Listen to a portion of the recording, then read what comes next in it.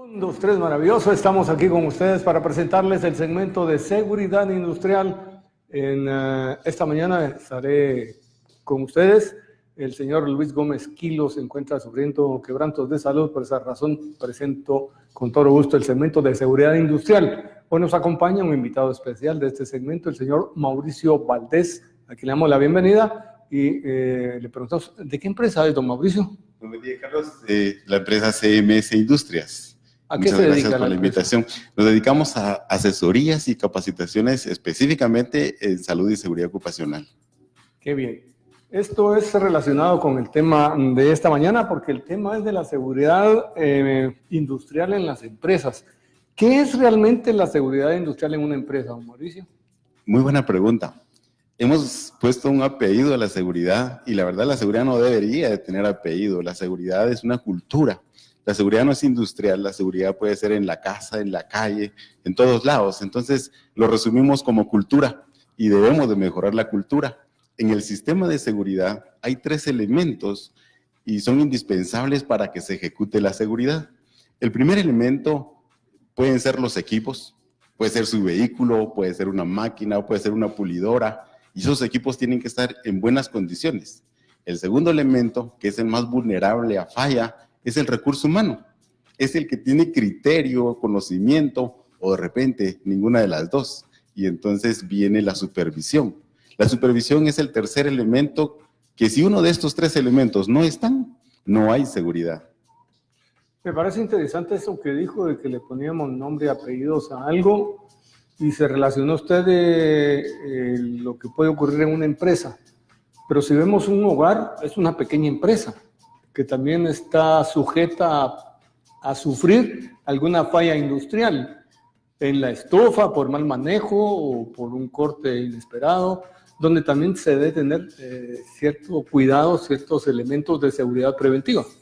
Así es, lamentablemente nosotros siempre nos dejamos ir por los precios y buscamos lo más barato y eso deja de ser de seguridad porque pues no dejarán mentir dónde está el cilindro de gas debajo de la propia estufa, en donde tenemos los flipones, en donde tenemos los fósforos, cómo están los muebles, todos esos detalles implican seguridad. Entonces, por eso le menciono, la seguridad no debería tener apellido. La seguridad es un comportamiento y ese comportamiento viene de la cultura, de cómo nos enseñaron a ser reactivos ante ciertas circunstancias. Era lo que en el segmento anterior platicaba Sandro Álvarez con Leonela, que vemos, bueno, existen las señales de tránsito en las calles, pero no las vemos. O sea, no tenemos esa educación. Igual sería en este caso la seguridad de hogar o seguridad en una empresa. Así es lo que le menciono. Los equipos, las señalizaciones, los recursos que tenemos, sabemos que existen estándares, pero tenemos que crear esa cultura de obedecer las leyes de tránsito, como lo mencionaban. Eso es cultura. A veces vemos culturas diferentes. Una persona que pues tiene respeto a las señales de tránsito va a bajar la vulnerabilidad de tener un accidente. Pero la persona que no le interesan las señales, no las respeta, va a tener también consecuencias. Lo que vimos del niño que pues tuvo que irse al hospital, el niño le hacía falta el conocimiento. El que tenía el conocimiento y la conciencia era el papá. El papá tuvo que haber tomado la decisión de no llevarse a un niño en una motocicleta. Y esto es un ejemplo muy claro de cómo nosotros nos comportamos ante las circunstancias. Nos enseñan a ser patojos chispudos y eso llega a tener un comportamiento de manejar la prisa. La prisa hace que nosotros tengamos menos campo de visión, menos campo auditivo y eso nos genera el 90% de accidentes. Luego viene la frustración. El hecho de no saber qué es lo que va a pasar o cómo funciona cierta situación va a generar el 5% de accidentalidad. Entonces, todos estos factores son cultura. El siguiente factor, en cuanto al comportamiento humano, es la fatiga. ¿Cuántas personas manejan 12 o 24 horas y pues esperan tener el mismo rendimiento de una persona de 6? Eso es imposible. Entonces, la fatiga genera el 3% de accidentes, hablando de un nivel general. Y todavía hay un 2% que nos queda, que es el exceso de confianza. No tengas pena, yo manejo siempre así. Yo siempre lo he tenido así. Aquí no va a pasar nada. Ese exceso de confianza genera el 2% de accidentes. Entonces vemos que si hablamos de un 100% de accidentes, ese 100% lo podemos desglosar, el 90% en cómo nos comportamos y el 10% en condiciones inseguras, que aquí vienen dos términos bien interesantes. Actos inseguros, que son las autoamenazas. Yo voy a hacer algo y sé que me puede pasar algo malo, pero lo hago. Ese es un acto inseguro. Una condición insegura puede ser un agujero, y por esquivar el agujero yo voy de repente a colisionar o que me colisionen. Esas son condiciones inseguras. O de repente hay algo derramado en el asfalto y los frenos no van a reaccionar como nosotros esperamos. Entonces, estas dos cosas son las que tenemos que enfocar en el tema de seguridad, pero no lo podemos hacer si las personas no están convencidas que es importante tener la cultura de seguridad y generarlo desde la casa, porque los valores y principios se adquieren en casa, se aprenden de mamá, de papá, de la abuela, incluso también de la televisión. Entonces, al final, de 0 a 5 años, nosotros tenemos esa capacidad de absorción de la información para replicarla en el resto de nuestra vida. Así que es copy-paste. Nosotros duplicamos lo que somos internamente como personas y es lo que tenemos que mejorar. Esto no es cuestión de una charla, un seminario, un diplomado o de repente una licenciatura. No, es cuestión de convencimiento. Para comenzar, convencernos de que nosotros somos lo más importante, que valemos. Si nosotros logramos ese pequeño convencimiento que es significativo al final, vamos a empezar a actuar diferente. Vamos a planificar nuestras actividades. Vamos a empezar a mejorar y a revisar nuestros equipos. Vamos a empezar nosotros a seleccionar nuestras tareas específicas para disminuir los accidentes. Bueno, Mauricio, usted está hablando entonces de generar una cultura de seguridad. ¿Cómo pueden entonces las empresas, enfoquémonos ahora al tema de seguridad industrial, cómo pueden entonces las empresas llegar a tener seguridad industrial? No es fácil. En mi carrera, desde el 2011 a la fecha, vengo asesorando a empresas que tienen o no tienen el tema de seguridad implementado. Gracias al país ya tiene normativas, una normativa que es la que está ahorita como impulsando la mejora continua, que es la 229 de 2014, con sus reformas 33-2016. Esa es la ley que tenemos ahorita para seguridad industrial. Es un acuerdo, un sí. acuerdo. Este es un acuerdo que está tomando vigencia, bueno, tomó vigencia desde julio de 2014, por eso es su nombre, pero el detalle es implementarlo, como usted dijo. Y en el artículo 10 de esa normativa exige que toda organización tenga un comité de salud y seguridad ocupacional bipartito para poder gestionar el sistema de seguridad. Inicialmente, pues, cambiar la cultura. Segundo, mejorar las condiciones laborales. Y obviamente, para esto se requiere toda una organización. Y no se puede sin conocimiento. Es ahí donde viene la parte fundamental. Formar al comité, capacitarlo para empezar a desglosar todos los roles específicos de cada uno de ellos y obviamente del resto de la población. O sea, esto se hace a través de réplicas, digamos. Se capacita a un grupo para que estos se vuelvan réplica con otros grupos de la misma empresa. Así es, esto tiene que ser así. Y la normativa nos menciona ahí cuánto debe de ser los miembros de cada comité. Tal vez ponemos la diapositiva, es un primer cuadro que aparece, en donde tenemos exactamente, si tenemos nosotros de 10 a 25 empleados, nos está pidiendo que hayan 2 representantes de trabajadores y los 2 representantes de empleados. Aquí le llaman el área administrativa y el área operativa. Si nuestra empresa de repente es contratista, pues también aplica esta ley y deben de tener estas personas que se van a hacer responsables de desplegar la información. De 26 a 50 son 3 de parte del patrono y 3 de parte de los trabajadores. De 51 a 100 tenemos 4 de representantes de los trabajadores y 4 que son representantes de los empleados. Y si vemos, llega hasta 500, es decir, todas las organizaciones deben de tener un comité que se va a encargar de gestionar, de empoderar y obviamente de encontrar los controles de los riesgos que pueden ser muy propios de la empresa. Esto es un proceso.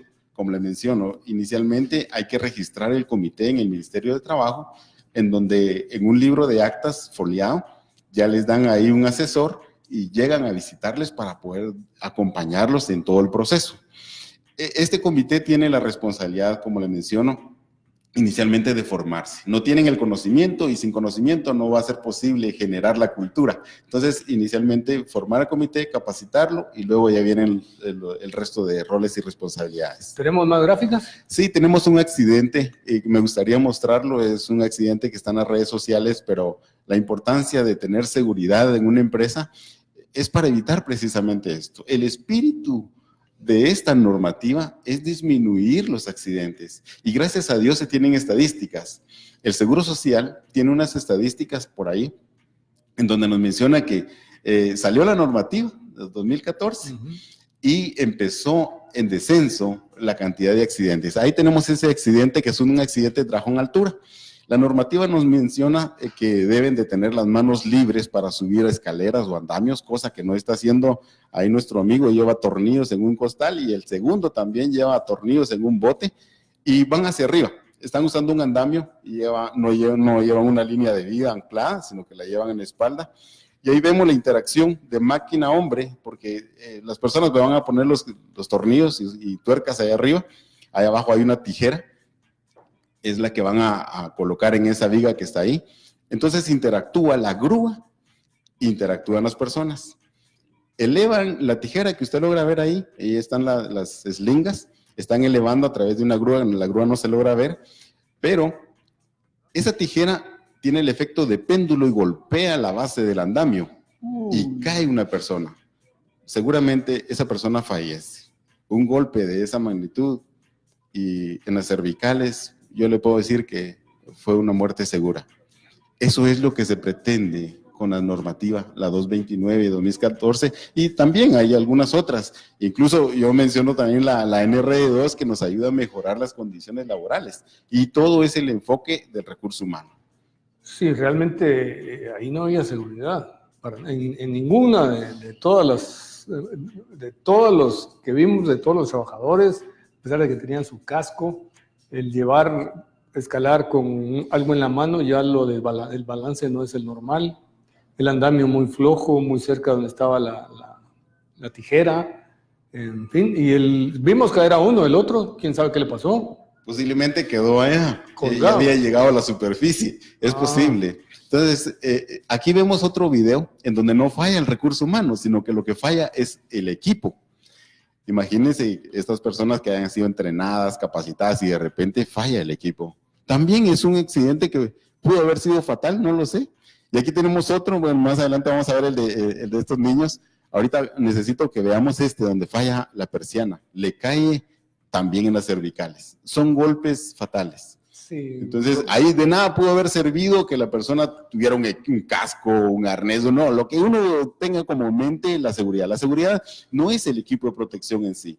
De hecho, hay una jerarquía en la implementación de la seguridad y es algo que se está perdiendo en Guatemala, porque la mayoría de las empresas cuando hablan de seguridad, rápido llega a su mente el ponerle cascos, zapatos, chalecos a sus empleados y no es así. Hay una jerarquía de implementación y menciona que la primera medida es la eliminación del riesgo. La segunda medida es la sustitución y la tercera es la medida de ingeniería. La cuarta es la medida administrativa y por último es el equipo de protección personal. El año pasado, 2018, cerraron 2.800 empresas, posiblemente por mala administración, por generar gastos fijos. La seguridad no debería de ser un gasto fijo, debería ser una inversión y principalmente, como vimos, en la cultura, en convencer a las personas que se quieran, que se cuiden, que planifiquen, que organicen.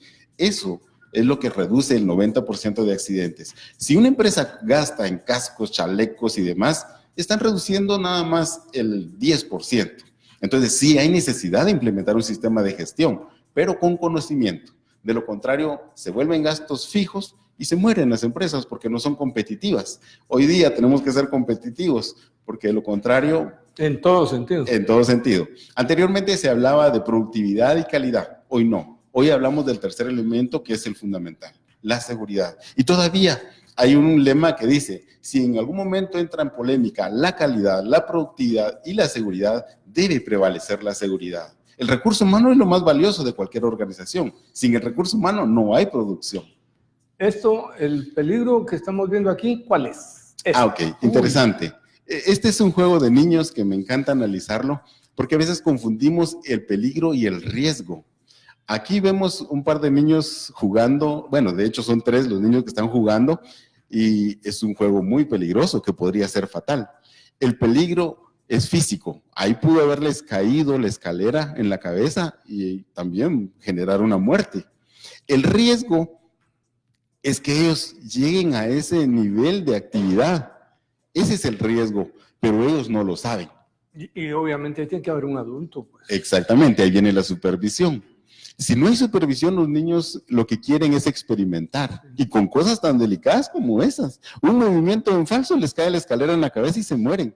Entonces las consecuencias pueden ser fatales. La seguridad no tiene apellido. Exactamente, porque sí, escrito. Fíjese que usted hablaba, y hemos visto videos, desde el hogar, pero los que vimos industriales es de áreas de producción o de construcción. Pero me parece que siendo un elemento que entra en la productividad de la administración y la seguridad, también en la parte administrativa se corre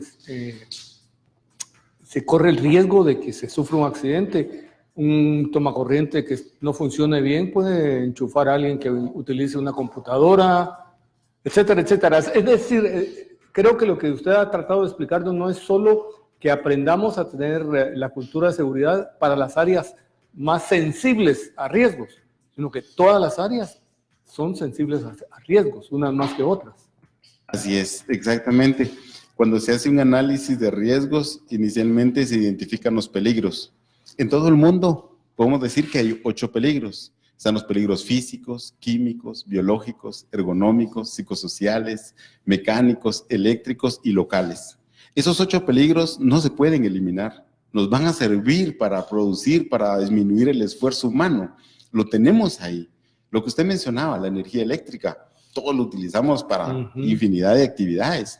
Pero uno de los problemas es el manejo. Es entonces en donde entra el riesgo, cómo estamos interactuando con esos peligros. Dígame usted, ¿cuántas casas tienen tierra física? Muy pocas, digo yo. Yo diría muy pocas. O casi ninguna. O casi ninguna. Y es lo que está generando primero expliquemos cardiopatías. ¿Qué es tierra física? Sí, tiene mucha razón. La tierra física es un cablecito verde que su trabajo es disipar toda la energía que está perdida o acumulada en un motor, en una refrigeradora, en un microondas, y lo que hace es enviarlo a la tierra para que no genere un daño a una persona. Pero vea, usted en las casas, las señoras hasta tienen un trapito para abrir el refrigerador, un trapito para abrir el microondas, porque saben que eso es normal. Pero eso no debería ser normal. No hemos llegado a esa concientización.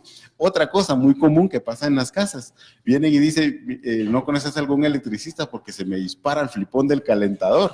Y entonces viene el electricista y dice, no te preocupes, este es de 10 amperios, te voy a poner uno de 30 para que no te moleste. Ahí se terminó la seguridad. Entonces le pone el de 30 y ya no se dispara, pero sí le va a agarrar fuego el calentador. Son cosas que usted bien menciona, que están ahí, son los peligros que en algún momento lo necesitamos. El problema es no saber, no tener conocimiento para disminuir la vulnerabilidad que somos nosotros. O agarramos un alicate para quitarle el surtido ese de tierra, porque mi tomacorriente no tiene para ese, solo para 2.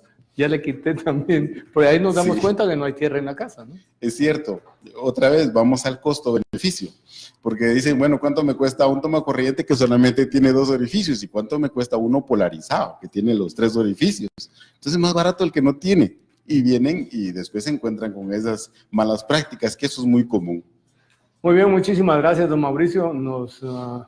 Hemos agotado el tiempo para el segmento. Yo solo quisiera que usted le trasladara un mensaje a los televidentes del por qué tenemos que tener cultura de seguridad en casa y donde trabajamos.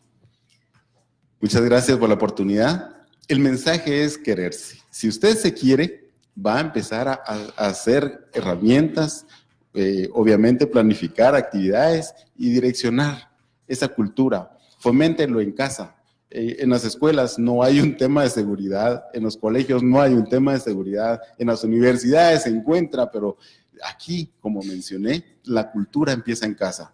Genere esa cultura en sus hijos, en su esposa, en su esposo. trate de hacer el clic cada vez que haga un acto inseguro o se vaya a enfrentar. Qué bonito es cuando las familias se organizan para hacer actividades, pero si no hay seguridad, da pena y da lástima ver cómo surgen los accidentes. Hoy con las redes sociales nos podemos dar cuenta cuántas personas mueren al día, a la semana. Solamente el fin de semana tuvimos una gran cantidad de accidentes en carreteras en diferentes partes del país, y eso es por no tener cultura de seguridad. Así que el mensaje es: cuídese, usted merece una salud, una vida longeva con su familia para disfrutar. Y recuerde, ¿qué prefiere? ¿Vivir para trabajar o trabajar para vivir? Se lo dejo ahí en el tintero. Qué bonita esa frase, vivir para trabajar o trabajar para vivir. Muchísimas gracias a Mauricio Valdés. ¿Nos repite el nombre de su empresa? Así es, CMS Industrias. Nos pueden buscar www.cmsindustrias.com, y con mucho gusto les compartimos la presentación. A los que hagan la llamada para acá al canal, se los voy a dejar para que se las compartan y que les sirva. Mi intención es ayudar. Muchísimas gracias. Es un experto en seguridad, no solo industrial, ya vimos también en seguridad hogareña. Este fue el segmento de seguridad integral. Saludos, don Luis Gómez Quilo, que se recupere pronto. Ya volvemos. Sigue todavía con nosotros Rosa Amanda González, nuestra querida Chochi en Vida Espiritual.